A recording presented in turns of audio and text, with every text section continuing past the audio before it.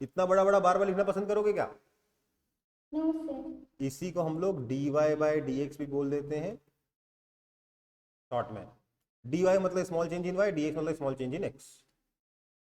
ठीक है, Okay, sir. इसी चीज को रिप्रेजेंट करने का एक तरीका है और यही आपका डिफरेंशिएशन भी है। Yes, sir. ये डिफरेंशिएशन आपको क्लास 11 से पढ़ना है, अभी नहीं पढ़ना, पर मैं आपको बताऊंगा, आप 9th क्लास में पढ़ाऊंगा, Advanced class. एडवांस क्लास में पढ़ाऊंगा, तो चिंता ना करो। पर समझ में सबको आया कि नहीं आया? Yes, sir. चलो फिर आगे बढ़ते हैं।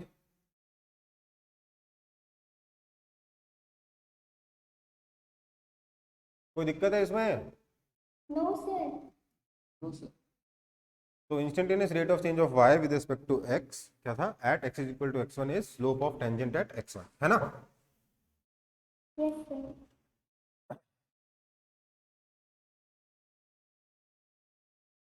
तो रेट ऑफ चेंज आ गया। अगला क्या टॉपिक होगा हमारा?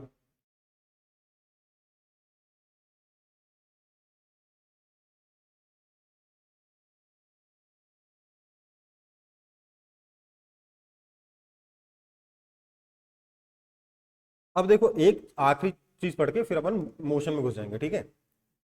क्या है वो? कि instantaneous and average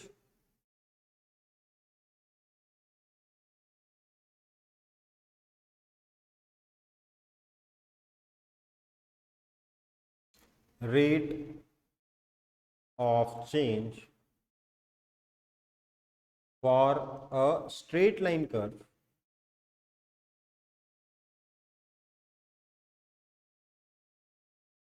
is curve R same। कहने का मतलब ये है कि लेट से ये मेरे पास y एक्सिस है, ये x एक्सिस है, और इनके बीच में जो ग्राफ आ रहा है वो इस तरीके से कोई स्ट्रेट लाइन है।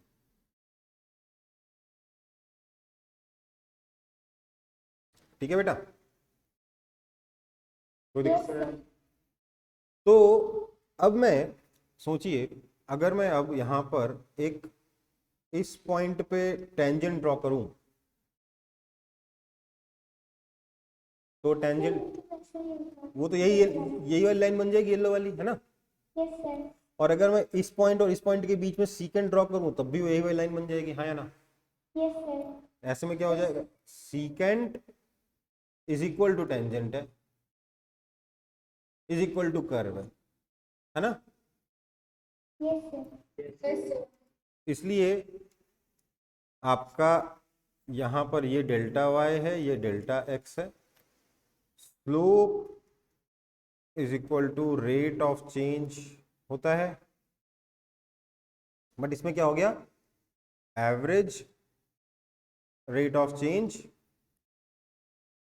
Is equal to instantaneous rate of change. मतलब क्या है इसका कहने का मतलब? मान लेते हैं ये x इज इक्वल टू 2 से लेके x इज इक्वल टू 6 के बीच में ये कर्व स्ट्रेट है। उसके पहले ऐसा भी हो, उसके पहले हो सकता है कर्व ऐसे आ रहा हो, यहाँ पे ऐसे आ रहा हो, ठीक है? ओके बेटा? Yes, sir. बट 2 और 6 के बीच में लेट्स से स्ट्रेट है, हमें उसके आगे पीछे का मतलब नहीं है। अब हमसे बोला गया फाइंड द एवरेज वेलोसिटी या average rate of change of y with respect to x between t is equal to 2 and t is equal to 6। तो आप क्या बोलोगे? ये जो भी डेल्टा y आया डिवाइडेड बाय 4, हाँ या ना? Yes, sir. अब आपसे बोला गया नहीं, find the instantaneous rate of change at t is equal to 3 second. तो t is equal to 3 second यहाँ कहीं आएगा ना? Yes, sir. यहाँ का instantaneous rate of change is equal to यहाँ का average rate of change that is equal to delta y by 4। Okay? Yes, sir. अब बोला नहीं t इज इक्वल टू 4 पे बताओ, तो भी वही आएगा। t इज इक्वल टू 5 पे बताओ, वही आएगा। t इज इक्वल टू 2.5 पे बताओ, वही आएगा। t इज इक्वल टू 3.5 पे बताओ, वही आएगा। समझ में आई बात? t is equal to 2 plus root 2 पे बताओ, वही आएगा। समझ में आई बात? Yes, sir. इस इंटरवल के बीच में, इस इंटरवल के बीच में जो भी, मतलब मैं t बोल रहा हूँ, x है यहाँ पे, इस इंटरवल के बीच में जो भी x है उन सब जगहों पे रेट ऑफ चेंज क्या होगा? सेम रहेगा, हाँ या ना? Yes, sir. Yes, sir. कोई दिक्कत? No, sir. चलो तो आगे बढ़ जाऊं मैं। Yes, sir.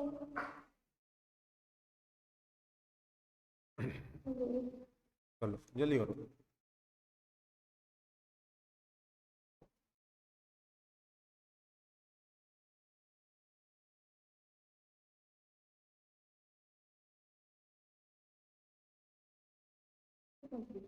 हो गया?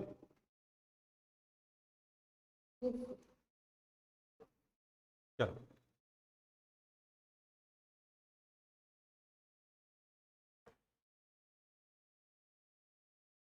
तो आपका टॉपिक है graph and motion.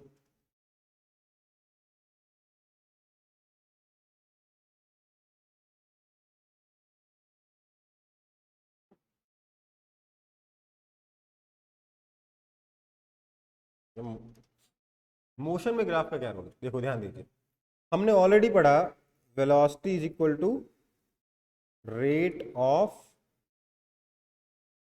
Change of position और डिस्प्लेसमेंट, राइट? Yes, sir. है ना? मतलब क्या है, अगर मैं यहाँ पे एवरेज वेलोसिटी बोलूं तो ये क्या हो जाएगा? Basically it will be equal to delta x by delta t या फिर delta s by delta t, है ना? Yes, sir. ये क्या है basically? This is equal to slope of secant to x t curve, हाँ या ना?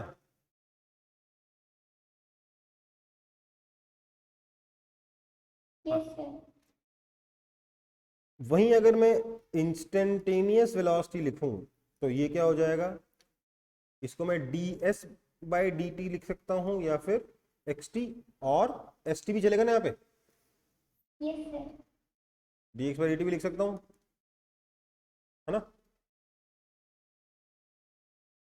Yes, sir. ये क्या होगा? Slope of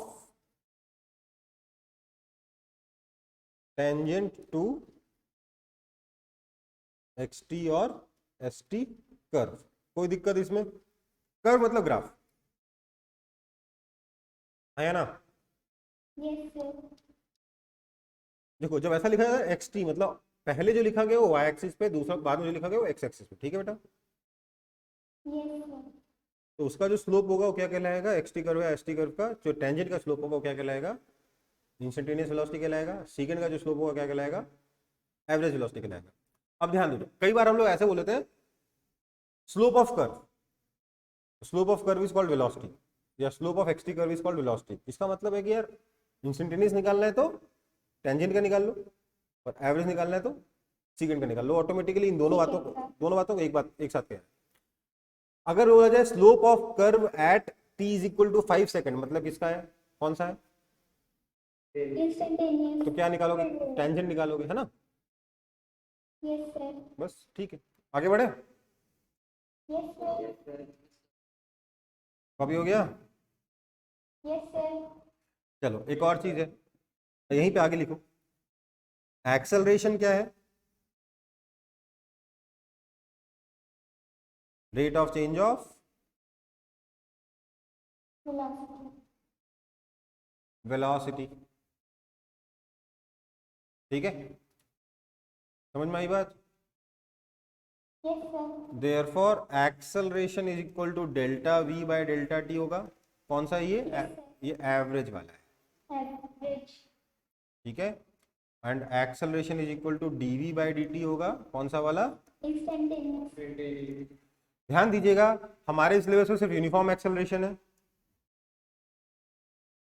Yes, sir. तो इसका मतलब क्या होगा? एक्सेलरेशन कांस्टेंट होगा, इसलिए डीवी बाई डी टी और delta we by delta T equal हो, Yes, sir. Straight line curve बने, है ना? Yes, sir. कोई दिक्कत है किसी को? No, sir. आगे बढ़ें, कॉपी कर लो जल्दी जल्दी। Yes, sir. कर लिए? Correct. ओके।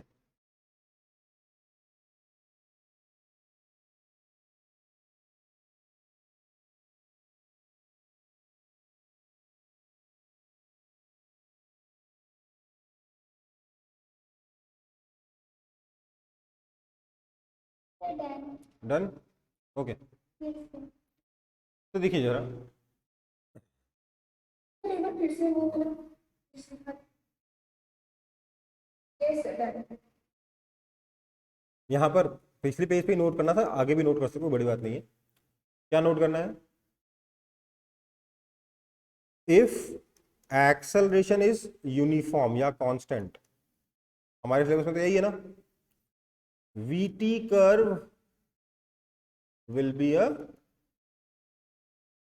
Straight line. समझ में आई बात?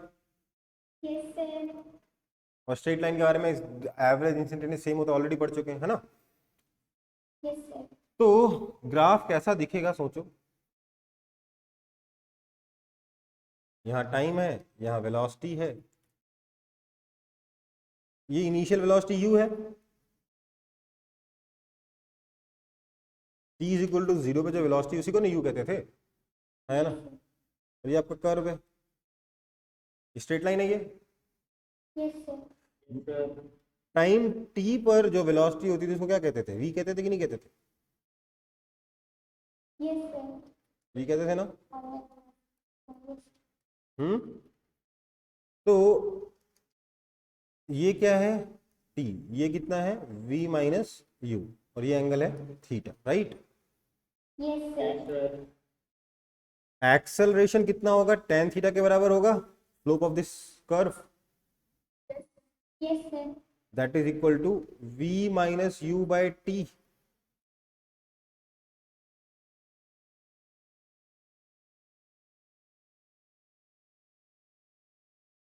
First equation of motion derive हो गई कि नहीं हो गई? Yes, sir.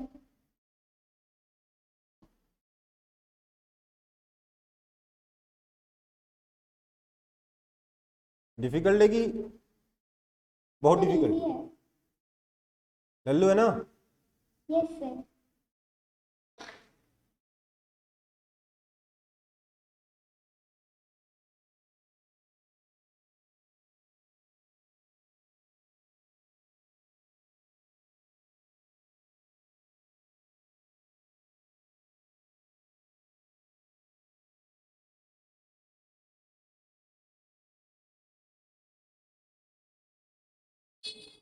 Done. Done. Yes, sir. मतलब बेसिकली स्लोप का मीनिंग समझने से ऑटोमेटिकली डिराइव हो गया ना फर्स्ट इक्वेशन, है ना। Yes, sir. हाँ. चलो, तो सोचो,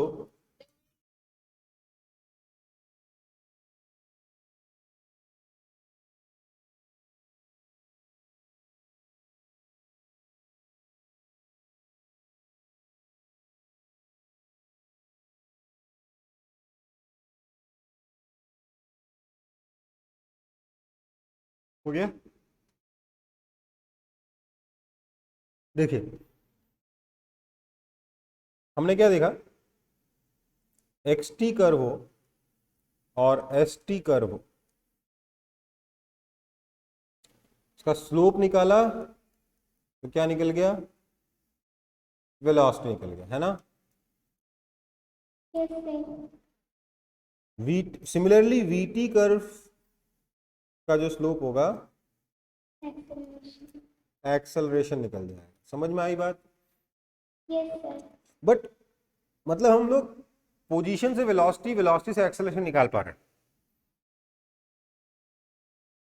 how to find velocity from acceleration and displacement और पोजीशन फ्रॉम वेलोसिटी। उल्टा काम करना हो तो क्या करें?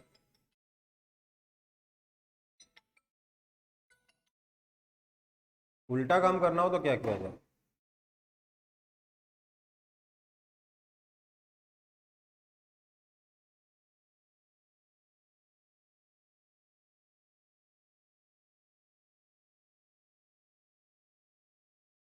ये तो क्वेश्चन बनता है, हाँ है ना।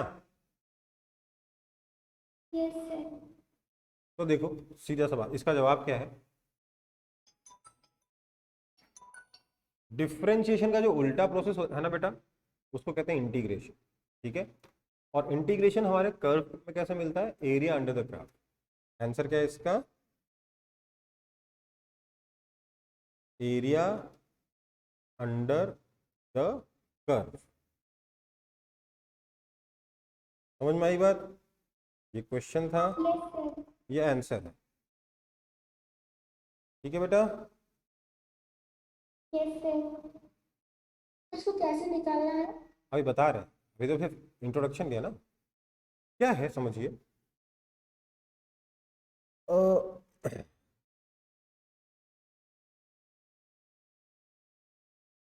बेसिकली आपका एरिया, मैं इसका मीनिंग समझा दूंगा बाद में, अभी बस लिख लो। एरिया अंडर वीटी कर्व जो है, इट गिव्स डिस्प्लेसमेंट।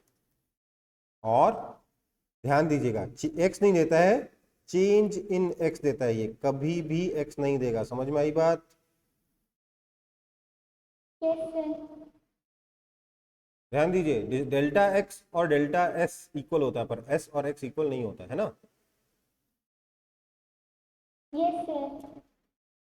दूसरा, area under eighty curve gives change in velocity. ध्यान दीजिएगा, वेलोसिटी नहीं देता है, चेंज इन वेलोसिटी देता है। ठीक है? Yes, sir. ध्यान रखिएगा, ये दो चीजें बहुत इंपॉर्टेंट है। Acceleration time curve change in velocity देगा, कभी भी वेलोसिटी नहीं देगा। ओके? Yes, sir. ये सबसे बड़ा कॉमन सोर्स है एरर का। एरर नहीं बोलना चाहिए, 90% स्टूडेंट्स को पता ही नहीं होता। 12th पास कर लेते हैं, उनको पता ही नहीं होता कि भैया एक्सेलरेशन टाइम का जो एरिया होता है ना, वो वेलोसिटी नहीं देता है, वो चेंज इन वेलोसिटी देता है। 90% स्टूडेंट्स हैं जिनको नहीं मालूम होता ये। ठीक है? Yes, sir. क्योंकि उन्होंने ये पढ़ा, area under the VT curve gives displacement. उन्होंने ये सोचा ही नहीं कि डिस्प्लेसमेंट नहीं है, ये चेंज इन पोजीशन है। वैसे ही A T curve change in velocity देगा, वेलोसिटी नहीं देगा। वो तो चेंज इन पोजीशन का हमने नाम दे दिया डिस्प्लेसमेंट, वो अलग कहानी है ना। Yes, sir. और ठीक है, मतलब समझ में आ गया ना आप लोगों को कि नहीं आया समझ में? Yes, sir. Radha. आगे बढ़े। Yes, sir. देखो, हाँ सर। मैं इसका एक फिर से एग्जांपल दिखा देता हूं आपको।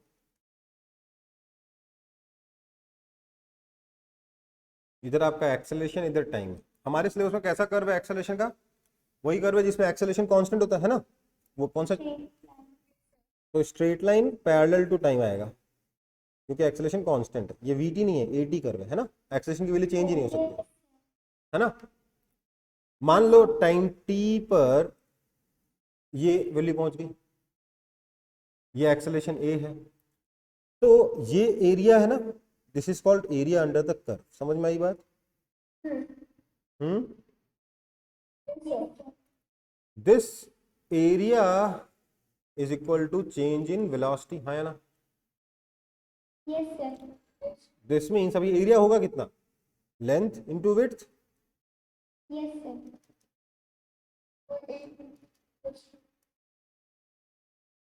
फिर से डिराइव हो गया कि नहीं हो गया? Yes sir. हाँ, Yes, sir. दो दो डेरिवेशन बताए ना मैंने। Yes, sir. पता है कैसे? ध्यान दो। एक है एरिया वाला, एरिया से क्या करोगे? वेलोसिटी से एक्सेलरेशन निकालोगे। तो देखो, वेलोसिटी से एक्सेलरेशन निकालो तो यही इक्वेशन बनी। सॉरी, एरिया में क्या करोगे? एक्सेलरेशन से वेलोसिटी निकालोगे, तो एक्सेलरेशन और वेलोसिटी के बीच में रिलेशन बनी, वो यही है। और स्लोप से क्या करोगे? वेलोसिटी से एक्सेलरेशन निकालोगे, तो फिर से वेलोसिटी और एक्सेलरेशन के बीच में रिलेशन बना, है ना। Yes, sir. तो सेम ही आना था आंसर, कि गलत आना था, अलग आना था? बताइए। Same, sir. सेम है ना। अगला एक और एग्जाम।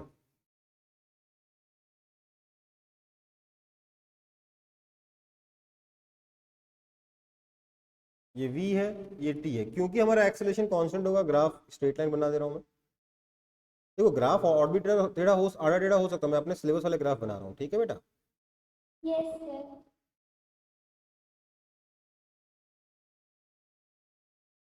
ठीक है। अब ये कितनी वेलोसिटी होगी, u होगी, टाइम t पर लेट से ये वेलोसिटी हो जाती है v। ठीक है बेटा, कोई दिक्कत? No sir. अब यहां पर हम ऑलरेडी एक इक्वेशन तो डिराइव कर ही चुके थे, कौन सी? स्लोप वाली। क्या लिखे थे? tan theta acceleration is equal to tan theta is equal to v minus u by t, है ना? तो एक्सेलरेशन क्या आया था? v minus u by t, right? ये आया था ना? ओके। दूसरा हम लोग लिखेंगे इसका एरिया। इसके एरिया से क्या होगा? देखो भाई, अगर मैं इसका ये एरिया ड्रॉ करता हूं, ये कैसा है, किस चीज का एरिया है? ये कौन सा शेप है? ये ट्रायंगल। ट्रायंगल है ये? Sir trapezium. सर ये ट्रेपीजियम है ना? Yes sir. तो इसका जो एरिया होगा, that area has to be equal to what? Area under velocity time graph क्या होगा? डिस्प्लेसमेंट, हाँ या ना? Yes sir. डिस्प्लेसमेंट या फिर चेंज इन पोजीशन, हम डिस्प्लेसमेंट से काम करेंगे। ठीक है, सो देयरफॉर डिस्प्लेसमेंट होगा कितना? ट्रेपीजियम का एरिया कितना होता है? Half into sum of parallel sides, ये u, ये v, into distance between them, yes sir. t, है ना? Yes sir. अब इक्वेशन 1 और 2 को मल्टीप्लाई करो, देखो सेकंड इक्वेशन आती है कि नहीं आती। सॉरी, मल्टीप्लाई करोगे तो सीधे थर्ड आ जाएगी, मैं गलत बोल।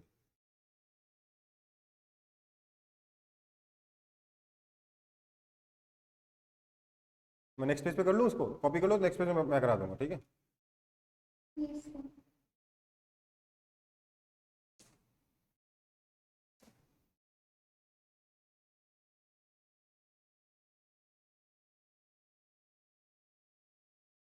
तो देखो, ये वाला ग्राफ की हमें कभी जरूरत नहीं पड़ी, इसी ग्राफ से हमने फर्स्ट इक्वेशन भी ड्राइव कर ली, इसी ग्राफ से हम लोग सेकंड इक्वेशन थर्ड इक्वेशन दोनों ड्राइव कर लेंगे। ठीक है बेटा?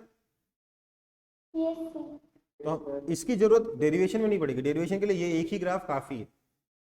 क्यों? क्योंकि वेलोसिटी टाइम क्यों निकाला का ग्राफ क्यों ज्यादा इंपॉर्टेंट है? क्योंकि वेलोसिटी से एक स्टेप में डिस्प्लेसमेंट आ जाएगा, एक स्टेप में एक्सेलरेशन आ जाएगा, है ना? Yes sir. स्लोप निकाल दोगे, एक्सेलरेशन आ गया, एरिया निकाल दोगे तो डिस्प्लेसमेंट आ गया, राइट?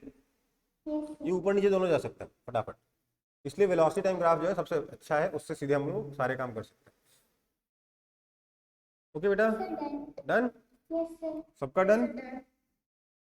सबका डन? Yes sir. चलो, तो हम क्या बोल रहे हैं? हमारे पास जो दो इक्वेशन बनी, क्या बनी? एक तो बना acceleration is equal to v minus u by t, ये 1 थी, और दूसरी क्या थी? Displacement is equal to v plus u by 2 into t, yes sir. है ना? तो अब देखो, मैंने यहां से v निकाल लिया, तो v कितना है? u plus a T. इसको मैं अगर यहां सब्स्टिट्यूट करूंगा तो मुझे क्या मिलेगा? Displacement is equal to v, मतलब u plus a t plus u by 2 into t, है ना? Yes sir. That is equal to 2u plus a t by 2 into t, that is equal to u t plus half a t square, है ना? तो time की, sorry, v की value substitute कर दी, हमें क्या मिल गया? Displacement is equal to u t plus half a t square. ध्यान दीजिएगा बेटा, फर्स्ट और थर्ड इक्वेशन में ना वेलोसिटी आता है, फर्स्ट में भी आता है, थर्ड में भी आता है ना? Yes sir. सेकंड में नहीं आता। तो सेकंड में आपको वेलोसिटी हटाना है। वेलोसिटी कैसे हटाओगे? वेलोसिटी की वैल्यू एक से निकाल के दूसरे में सब्स्टिट्यूट कर दोगे तो वेलोसिटी हट जाएगा ना। देखो, हटा कि नहीं हटा? Yes sir. जैसे आपने वेलोसिटी हटाया, आप ऑटोमेटिकली इक्वेशन बन गई कि नहीं बन गई? Yes sir. हाँ सर। ओके, दूसरा मैंने क्या किया? इक्वेशन नंबर 1 और 2 को मल्टीप्लाई कर दिया। मल्टीप्लीकेशन का मतलब क्या होता है? इक्वेशन मल्टीप्लाई करने का मतलब क्या होता है? एलएचएस को एलएचएस से मल्टीप्लाई कर दो, आरएचएस को आरएचएस से मल्टीप्लाई कर दो। अब आप बोलोगे सर ऐसा करना ये काम करता है? बिल्कुल काम करता है। देखो, मान लो आपके पास x इज इक्वल टू 5 है और y is equal to let's say 6 है। मैंने एलएचएस को एलएचएस से मल्टीप्लाई किया, क्या आया? x into y. आरएचएस को आरएचएस से मल्टीप्लाई किया, क्या आया? 5 इंटू 6। 30 आया कि नहीं आया? Yes sir. आना भी चाहिए कि नहीं आना चाहिए? देखो, ये और ये इक्वल है, ये और ये इक्वल है, इसलिए इन दोनों का प्रोडक्ट इन दोनों का प्रोडक्ट इक्वल होगा ही होगा, हाँ या ना? Yes, sir. सिमिलरली ये और ये इक्वल है, ये और ये इक्वल है, इसलिए इन दोनों का प्रोडक्ट और इन दोनों का प्रोडक्ट इक्वल होगा कि नहीं होगा? है ना? Yes, sir. इसलिए मल्टीप्लीकेशन का मतलब क्या होता है? एलएचएस को एलएचएस से मल्टीप्लाई कर दो, आरएचएस को आरएचएस से मल्टीप्लाई कर दो, ठीक है? तो क्या हो जाएगा? AS is equal to v square minus u square, time तो कैंसिल ही हो गया, that means v square is equal to u square plus 2AS। तीनों इक्वेशन डिराइव हो गई कि नहीं हो गई? देखो ये आपकी फंडामेंटल दो इक्वेशन बनेगी फ्रॉम ग्राफ, ठीक है? इसको मैनिपुलेट करोगे सीधे फर्स्ट इक्वेशन बन जाएगी, इससे v की वैल्यू इसमें सब्स्टिट्यूट करोगे सेकंड इक्वेशन बन जाएगी, दोनों को मल्टीप्लाई कर दोगे थर्ड इक्वेशन बन जाएगी, ठीक है बेटा? Yes, sir. हाँ है ना? Yes, sir. Yes, sir. अब लिखते कैसे, प्रेजेंटेशन आप लोग देख लोगे कि वो भी करवाना पड़ेगा मेरे को?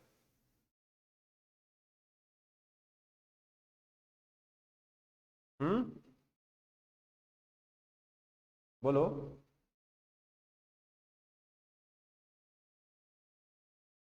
लिखते कैसे समझ लोगे ना आप लोग, मतलब कैसे स्कूल के एग्जाम में डेरिवेशन पूछा गया तो ऐसे थोड़ा ना लिखोगे, एरो बना बना के हो गया काम, ऐसे थोड़ा ना करोगे। Yes, sir.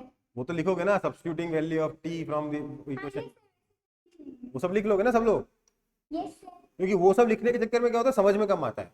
मैं समझाते वक्त मैं चाहता हूँ कि आप फोकस करो सही सही इक्वेशंस पर कि क्या चल रहा है आखिरकार। ये कैसे बना, स्लोप निकाल के, ये कैसे बना, एरिया निकाल के, राइट? स्लोप निकाला, एरिया निकाला, दो इक्वेशन बन गई। स्लोप वाली इक्वेशन को मैनिपुलेट कर दिया, फर्स्ट इक्वेशन बन गई। फर्स्ट इक्वेशन से वेलोसिटी की वैल्यू सेकंड में डाल दी तो सेकंड इक्वेशन बन गई। और दोनों बेसिक, मल्टीप्लाई करके खड़ी। समझ में आई बात? Yes, sir. Yes, sir. अब डेरिवेशन भूलोगे कि याद रहेगा? Sir, याद रहेगा। ठीक है, अभी तक भूल जाते थे? No, sir. अभी तक पहले से याद था तो फालतू टाइम पास, पहले से पढ़े हैं। तो फालतू टाइम पास कर रहा हूँ मैं, है ना? Sir, ग्राफ के थ्रू ही पढ़े। ग्राफ के थ्रू नहीं पड़ता, अच्छा ठीक है, क्लियर है ना बेटा? Yes, sir. तो हमने इक्वेशन डिराइव करना भी सीख लिया, ग्राफ से सब कुछ कर लिया है ना? तो अब आपको कुछ क्वेश्चंस कराने ग्राफ टेस्ट, थोड़ा सा एक चीज समझ लो, पॉजिटिव एंड नेगेटिव एरिया।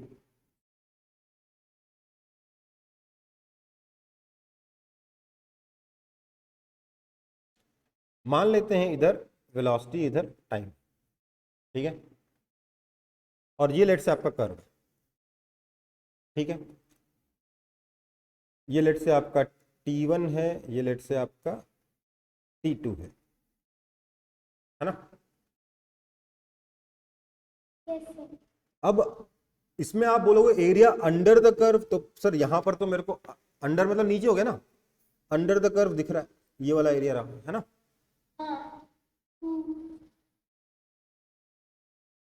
यहां मेरे को अंडर द कर्व कहां बनाऊं मैं, कहीं है क्या? Yes, sir. नहीं है ना? तो ये मैंने एरिया निकाला तो ये क्या आ गया, ये ऊपर आ गया, right? Yes, sir. Now this area is positive, this area is negative. Negative. मतलब मान लो कि ये एरिया अगर A1 है तो इट मीन्स ये A1 है तो ये प्लस A1 होगा, और ये एरिया क्या हो गया, माइनस A2 हो गया। अगर ये एरिया A2 है तो समझ में आई बात? अगर न्यूमेरिकल वैल्यू A2 आ रही तो एरिया कितना हो गया, माइनस A2, है ना? अब आपसे बोला जाए डिस्प्लेसमेंट इन टाइम T1 तो क्या हो जाएगा, एरिया अंडर VT कर्व कितना हो गया, A1, है ना? Yes, sir. बोला जाए displacement in time T1 to T2 तो कितना हो जाएगा? Minus A2. बोला जाए डिस्प्लेसमेंट इन टाइम T2 तो क्या हो जाएगा? समझ में आई बात? Yes, sir. बोला जाए distance travelled in time T2 तो कितना हो जाएगा? क्यों? क्योंकि डिस्टेंस ट्रेवल कभी नेगेटिव होता ही नहीं है, Yes, sir. ये क्या बता रहा है, ध्यान दीजिए, ये बोल रहा है कि t इज इक्वल टू 0 पे यहाँ है पार्टिकल, लेट्स इधर प्लस है इधर माइनस है, तो t is equal to t1 तक तो ये प्लस डायरेक्शन में गया और उसके बाद घूम कर वापस आ गया यहाँ, मान लो तो समझता है time t is equal to t2 तक, लेट्स से ऐसा होता है ना। तो ये वाला डिस्प्लेसमेंट क्या हो गया प्लस a1, ये वाला डिस्प्लेसमेंट क्या हो गया माइनस a2, तो टोटल डिस्प्लेसमेंट कितना हो गया a1 माइनस a2, राइट। पर पाथ लेंथ कितना हो गया a1 प्लस a2 हुआ ना, Yes, sir. समझ में आई बात, Yes, sir. इजी की डिफिकल्ट, ठीक है कॉपी कर ले, बहुत इंपॉर्टेंट है।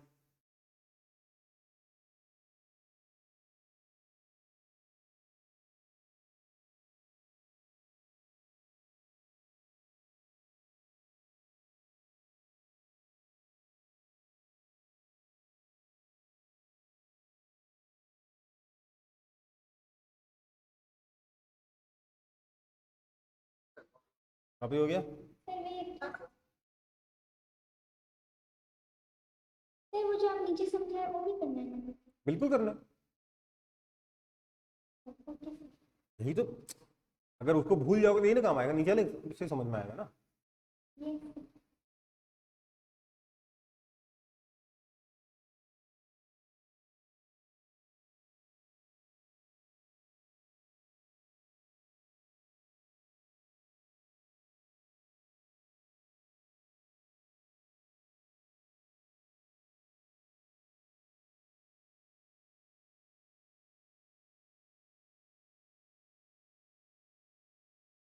Yes, sir. Done. Done, Yes, sir. Okay आगे बढ़े। Yes, sir. सबका हो गया ना कॉपी, E1 E2 सब आ गया, राइट। अब क्या करेंगे, हाँ अब थोड़ी सी अंग्रेजी की क्लास ले रहा हूँ, ठीक है। आप लोग जैसे ही डिस्टेंस सोचते हो आपके दिमाग में आता है ये लगातार इंक्रीज करेगा कभी डिक्रीज नहीं करेगा वगैरह वगैरह, ये सारे कॉन्सेप्ट आने लगते कि नहीं आने लगते। Yes, sir. The moment to hear the word distance, और ध्यान रखिए दो चीजें, एक है डिस्टेंस ट्रेवल्ड और एक है डिस्टेंस फ्रॉम अ पॉइंट, दोनों में अंतर है, समझ में आया कि नहीं आया।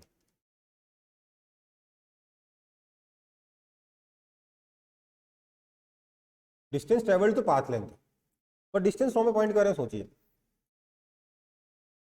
ये आपका, लेट से यहां से आप डिस्टेंस निकाल रहे हो, पार्टिकल यहां पे खड़ा है, ये मूव करता है, मान लीजिए 5 सेकंड x इक्वल टू 5 पर है, ये मूव करके जाता है